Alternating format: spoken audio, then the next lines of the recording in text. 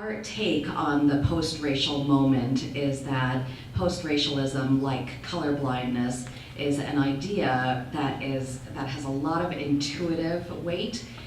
Just seems to make sense at a very basic kind of emotional level, and it has a great appeal to Americans because they don't actually want to be racist. You know, if you ask an American in his or her conscious mind, you know, do you harbor horrible feelings toward people of color, they will say no, you know, and I think that's a good aspiration for us to have. It would be much worse if Americans said, oh yes, we harbor terrible feelings toward each other and we don't care. We think that's perfectly, you know, great way to be. And I think what Rich is pointing to, the notion that interpersonal racism is actually reduced for certain people in certain places, is a reflection of that moral aspiration that Americans hold, not to be racist. I think the problem is that the idea that we're in post-racialism, or that post-racialism is the way to express our racial morals, it reflects that Americans don't actually understand how racism works very well. I've been doing this work for 25 years, and really over the last 5 years, as I've been talking to audiences that are not so close to the work, you know, they're who care, but are a little bit further out, I'm realizing that people just don't know anything. They don't really understand. Most people think racism is individual, intentional, and explicit, that is what defines a racist act. And the way in which our laws and structures piled on top of racist history creates our racial divide, that's really hidden and it's not very well understood. So as I go about doing my work and our staff does, we try to really grapple with that reality that we know things that most Americans do not know and do not think about most of the time when they're trying to even move themselves beyond racism.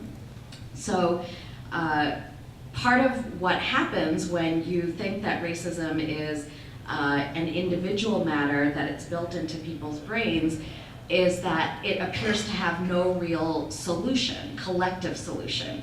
If you define racism in the individual way, the solution is to change each person's individual mind, to open their mind, to, you know, have them be able to see people of color not as a threat but as a benefit, for example.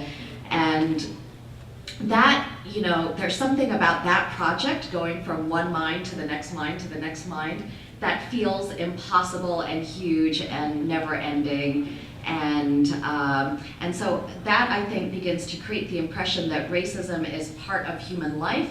You can't really do anything about it.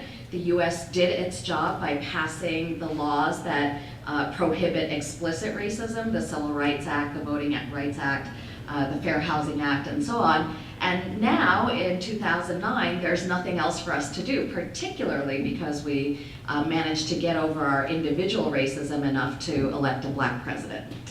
So we're in a situation now where the things that could really close the racial divide are actually new rules, new structures, new institutions, but Americans won't support those because they can't see the need for them. That seems to me to be the political problem that we have to solve. So very quickly, our approach to solving it, the Applied Research Center approach to solving it, is to reframe the racial debate so that there is a clear alternative to post-racialism. If post-racialism is an emotionally appealing, intuitive idea, it seems to me we have to be able to present an emotionally appealing, intuitive alternative that is something along the lines of racial consciousness. We're still working on this and figuring out what the best language is, but clearly being able to see the racial divide, to see it honestly, to grapple with it, that's an idea that seems to have some traction with people, because you know, as much as having a black president signals post-racialism, many people, not everybody, but many people can see very clearly that poverty is very racialized in this country, that the criminal justice system works in a racist way. It doesn't take that much for people to be able to see that. It's what you then do about that that is the question.